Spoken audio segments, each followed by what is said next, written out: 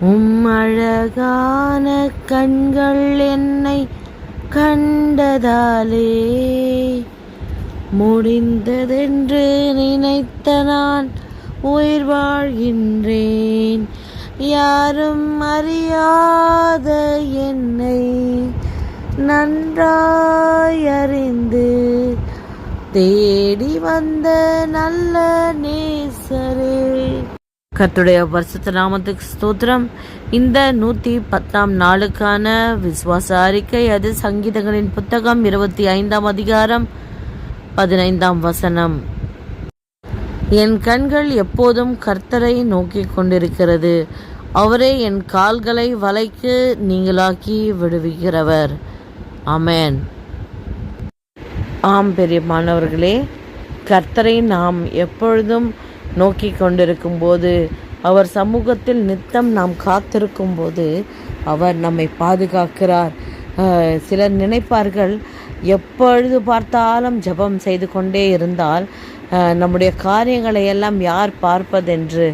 நாம் அவர் சமூகத்தில் காத்திருக்கிற காலத்திலே அவர் நமக்கு புது பலன் தருகிறார். நாம் நினைப்போம், இது என்னால் எப்படி கூடும் என்று.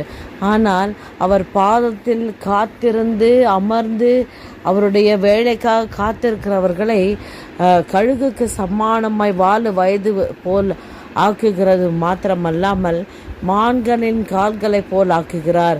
எனவே சத்ரு எப்படிப்பட்ட வலையை வீசி நம் கால்களை கட்டி வைத்தாலும் நம் தேவனாகிய கர்த்தர் அப்படிப்பட்ட வலைக்கு நீங்களாக்கி நம்மை விடுவிப்பது மாத்திரமல்லாமல் எந்த காரியத்தை குறித்து நாம் பயப்படுகிறோமோ அதை நாமே செய்து முடிக்கும்படி புது பலனையும் ஞானத்தையும் தந்து ஆசீர்வதிக்கிறார்.